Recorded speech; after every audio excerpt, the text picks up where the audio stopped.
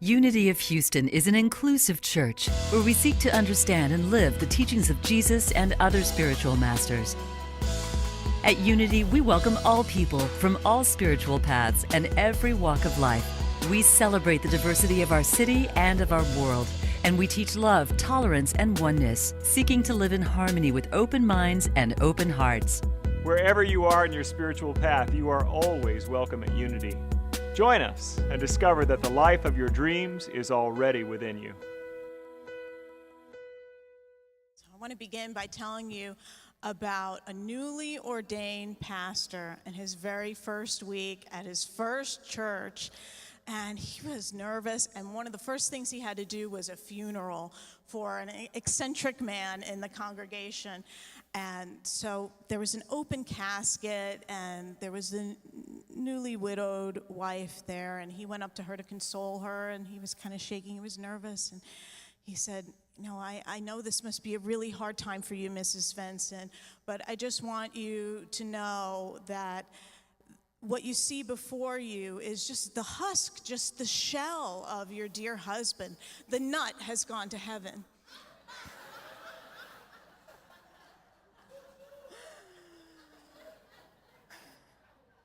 So today we're talking about our bodies, okay? Our bodies that we get to experience in this life before we lay down the husk and shell. This is part 3 of our Healing and Wholeness series that Reverend Michael has been bringing to us, and I kind of relate to the pastor because I speak on Wednesday nights a lot, but not as much on Sunday, so I get a little nervous as I'm getting up here, and I know that y'all love me, right? So.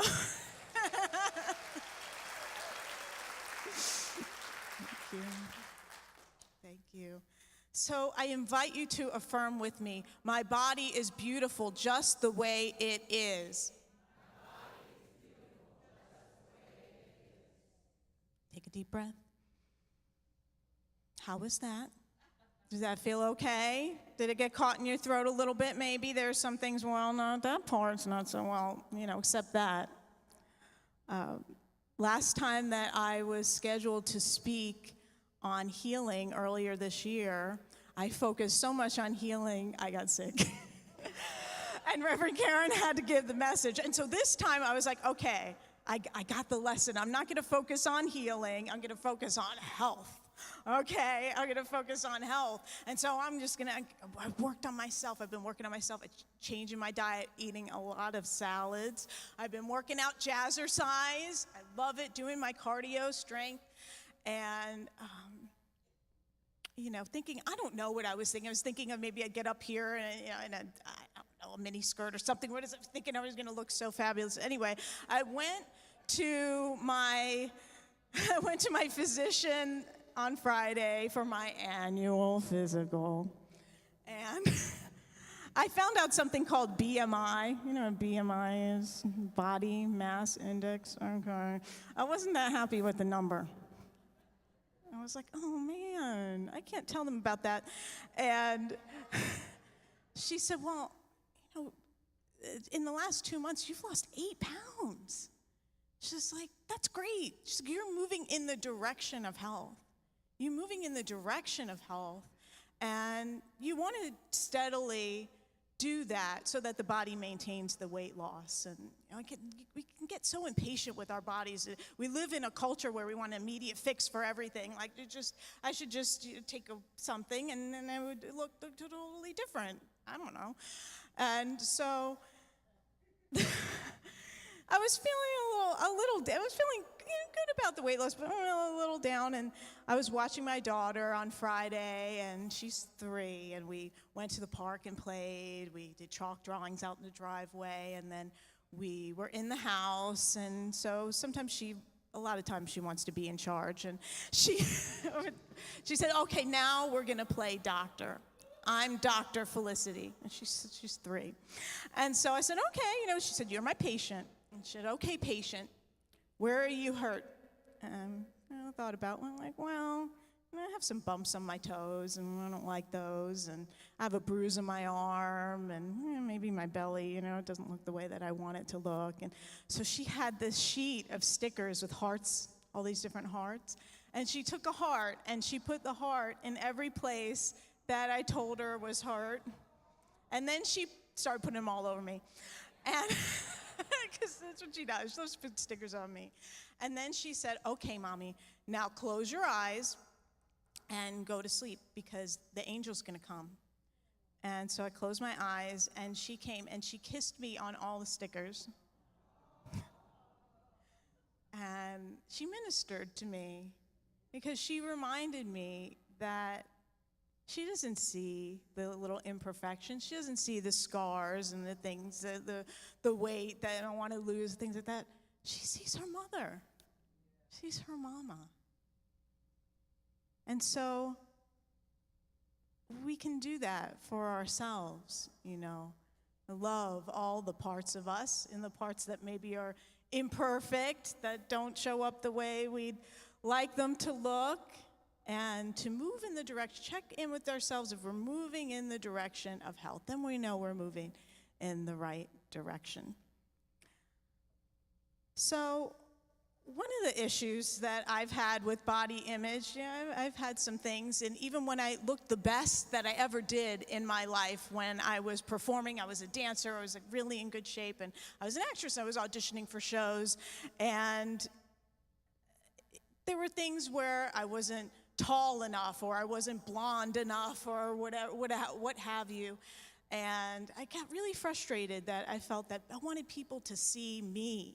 I wanted them to see me, not just to say, oh, well, she can't do this because she's not tall enough or didn't look the right way or whatever.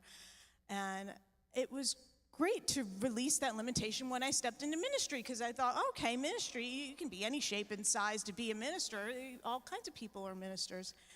And so I came into Unity, and it was grateful. A lot of different people in Unity, women, and a lot of acceptance. And then when I started serving, and I would do things out in the community, like a wedding or a funeral, and sometimes people would come, and they'd be looking for the minister. They'd be looking for where's the minister? You know what they were looking for? A man. Yeah, they were looking for a man. And I didn't fit the bill. And I even had someone say to me a couple of years ago, it was a musician coming in to do the service, and she said, "You're the minister? You look like a child. How old are you, like 12? And I was like, 12? I don't even look like an adult. Come on, at least I'm an adult. I at least appear to be an adult to you. So I guess maybe it's because I'm too short. I don't know. But apparently I was all wrong in her eyes.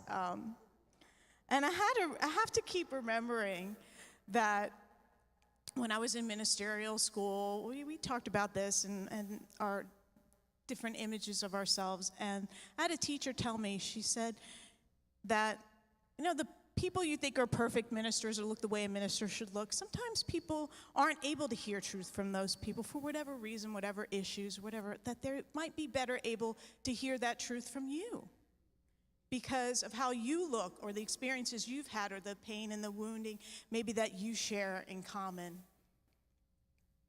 And so we're all ministers. You know that. You don't have to be ordained or go to seminary to minister to each other. So we all have that potential to, as we look right now at whatever age or hair color or height or weight or whatever, to relate to each other, to matter for each other, to connect with each other. And it's perfect just the way that it is. So we want to remember that, just like the heart stickers, that when we want to begin the healing process, we have to begin with love. We can't begin with rejecting our body, saying it's bad or wrong. We begin with loving it, honoring it as an expression of God, as an expression of the experiences that we've had. My body made a child. It made a person. I have to honor that and be like, that's amazing. Right, moms? You get that. Our bodies can do amazing things. One of the greatest leaders in Christianity, and I know he wasn't perfect, is the Apostle Paul. And he shared about his imperfection in 2 Corinthians chapter 12. He admits that he struggled with a chronic condition which he called the thorn in the flesh. And it's never revealed what that is. It's just a mystery. And he prayed for it to be removed. And when he went into prayer, he went to the Lord, his own spiritual nature within him. And what was revealed to him was, my power is made perfect in weakness. My power is made perfect in weakness. At this struggle that Paul had, it deepened his faith. It caused him to connect with God even more, to pray more, to engage his spirituality. And he went on to plant churches, so many churches that we have him to thank for the spread of Christianity. And we continue to read his words, some 2,000 years later, because of the depth of his spirituality that he demonstrated even in his imperfections. So we can use this to know God, know ourselves more. And grateful for Siobhan, who brought us that song, Broken and Beautiful. Isn't that great? It just touches me. It's a new song by Kelly Clarkson. It's from a new movie called Ugly Dolls. Has anybody seen it? It just came out. I don't even know. It just came out. And the story of this movie is about these ugly dolls, and that they're manufactured incorrectly. Their faces may be off center, or the eye, maybe one eye, or arms in the wrong place, or whatever, and they're tossed, and they go to this other place where all the ugly dolls are. And the thing that's hard for the ugly dolls is that they don't get to be held. They don't get to be loved. They want a person to love them. Did you hear that song? Would someone just hold me? Like, oh, it's a doll, They wanted to be seen for the good that they had to give. And so, spoiler alert, they do end up going to find homes where there are people children who maybe have the same challenges physically that the doll has, and they're able to love that doll and honor that doll and see the love and the good in that doll. That's so sweet. And I just think that that's what we all want. We want to be seen. Don't see me for this. See me for who I am, the truth who I am, the Christ, the light, the love that I am. And so we're just recognizing when people don't see us that way, we have to do some extra work to remind ourselves of who we are. So I want to tell you about two broken people and the amazing things that they did. And they admitted their brokenness, and they weren't looking to start a spiritual movement or a church or anything like that. They were just looking to be healed. And those two people are the founders of the Unity movement, Charles and Myrtle Fillmore. In 1886, Myrtle Fillmore was 40 years old, and she was given a diagnosis of 6 months to live. She had tuberculosis. She had a lot of different chronic conditions. There were a lot of different things back then that they called tuberculosis. But she was coughing up blood. She was in a lot of chronic pain, and so she was seeking help. She still had hope. And her husband, Charles, we always hear a lot about his healing. And Charles also had a body that was broken, and he referred to his body as bodily wreck. He had a withered right leg from an accident that he had as a child that was 4 inches shorter than his left leg, and he wore an iron brace from childhood. He was 35 at this time. Myrtle was 40. He was younger than Myrtle. And go Myrtle. And right? We love this story. So, he actually, one account, and this is crazy, but it says that he had a hole in his hip, and he could actually touch his hip bone. He had this open sore, and he was in so much pain. And so they had moved around. They moved to Denton, Texas. They moved all over. I don't know why they went to Texas. Well, I think they had family in Texas. But gosh, they were trying to find a climate that was good for Myrtle to breathe, and it's so humid here. They went up to Kansas City. Guess what? It was humid there too. So she was having problems breathing there. They're just trying to find a place. They want to experience health and wholeness. And finally, a friend said that there was a speaker coming into town the first time in Kansas City, this speaker, Dr. E.B. Weeks, and he was a metaphysician, and he was talking, he's going to share metaphysical principles. So they went to his lecture, and he shared something that was a revelation for Myrtle. She had never heard this before. And what he said was this: you are a child of God, and therefore you do not inherit sickness. And Myrtle really heard this. And she really heard it because she had always thought she was a child of Marcus Page, her dad, who died of tuberculosis. Her family had this history of tuberculosis. There was no cure. And she thought, okay, well, this is my fate. This is what's going to happen to me. And she heard this, wait, I'm not a child of my father. I'm a child of God. And therefore, I don't inherit sickness. And so it inspired her into this deep metaphysical study and practice. And she worked with Charles because they had 2 sons, and she really wanted to live for her 2 sons. And she worked it out with Charles that she could do a lot of prayer and healing work.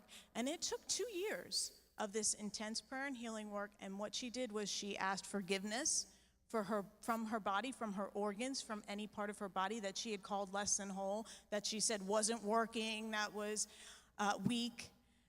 And then she affirmed what it is that she wanted to see, that her lungs were healthy, they were breathing strong, and my digestive organs are digesting everything perfectly and in harmony and rhythm. And she just went through all the parts of her body, and she spoke life into them, and she brought healing.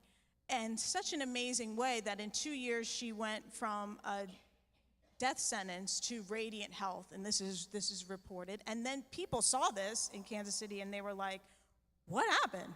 You were coughing up blood, and now you look great. I want to learn what you do. How do you do that?" And so people were coming to the house, and she was praying with them, and she was teaching them spiritual principles, the principles that we teach here at this church, and they were healing. And so Charles saw this, but Charles went to the same lecture, and he didn't get the same thing out of it. He was a businessman. He was in real estate. He was looking for how to improve his business, and he was skeptical. And he said, well, I see what happened with Myrtle, and I'm going to try this out for myself. He said, in this Babel, I will go to headquarters, meaning he was going to go to God directly and experience this himself. So he sat in the silence. He would just sit in meditation. For months, he did this, and nothing happened, but he kept with it. He kept with it, and finally, a flood of insight, a flood of guidance, healing started happening in his body, and it's reported that his leg actually grew. Now, remember, he was 35, that his leg grew to where he didn't have to wear a leg brace anymore, and he only wore like a lift in his shoe. It was just a little bit off. And this was amazing. This was a miracle. This was amazing. And so people want to find out what happened with this couple. How did they do this?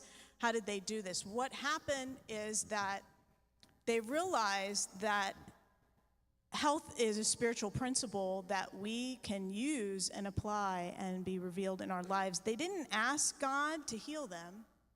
They didn't beg. They affirmed their wholeness.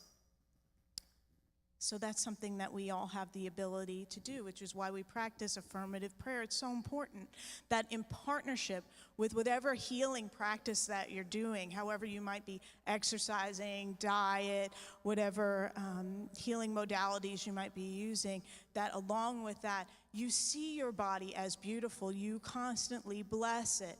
And if you don't feel blessed by your body, asking for forgiveness and healing, coming into harmony with your body, because if you're not in harmony with the body that you walk around with, how can you be in harmony with other people? You're here to be in harmony with the life that we've been given. We know that healing is a within-out process.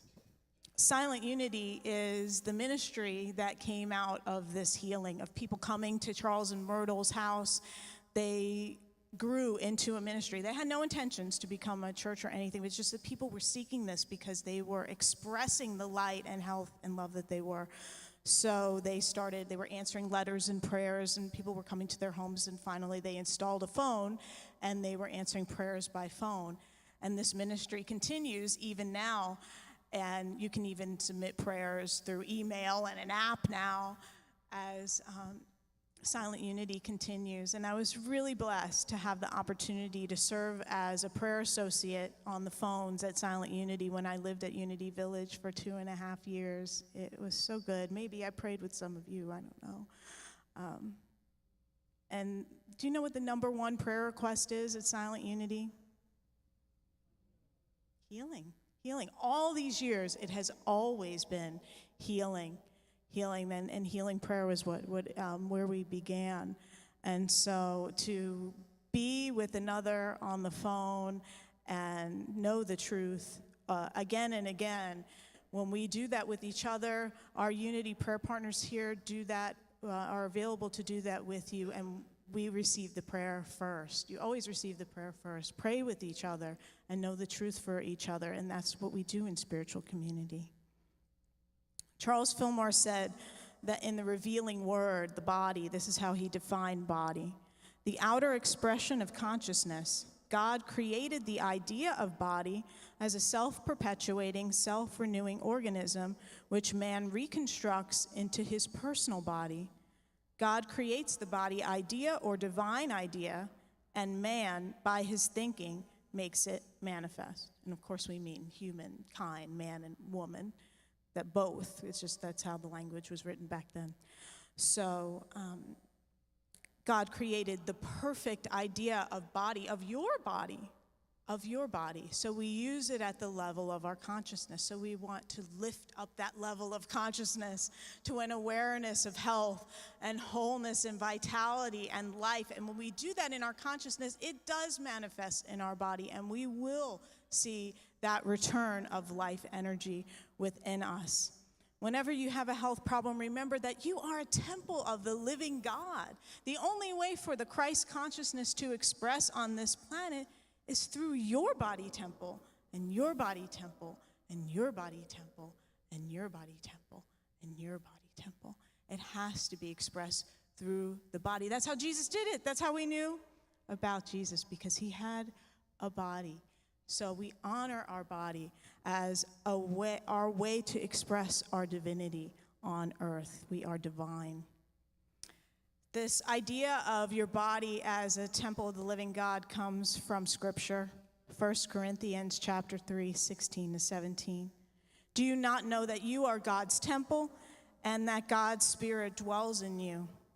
If anyone destroys God's temple, God will destroy that person. We want to take care of our temple. For God's temple is holy, and you are that temple. You are that temple. We know that our body is an expression of the divine, and the indwelling Christ is within us. So let's bless our bodies as temples of the living God.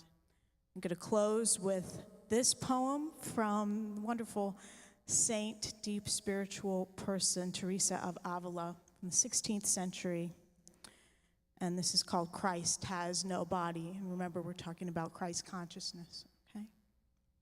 So Christ has no body but yours. No hands, no feet on earth but yours.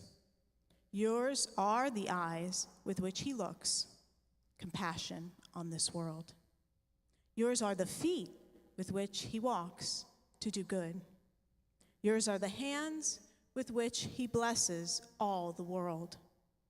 Yours are the hands, yours are the feet, yours are the eyes, you are his body. Christ has no body now but yours. No hands, no feet on earth but yours. Yours are the eyes with which he looks, compassion on this world. Christ has no body on earth but yours. Affirm with me, I am healthy. I am whole. I am well. My body is beautiful the way that it is. And so it is. Thank you for watching this message today. I'd like to invite you to join us in person here on campus at Unity of Houston for Sunday morning or Wednesday evening services. If you can't be with us here on our campus, you can still join us live on Facebook or on our website, unityhouston.org, Sunday mornings at 11 a.m. Central.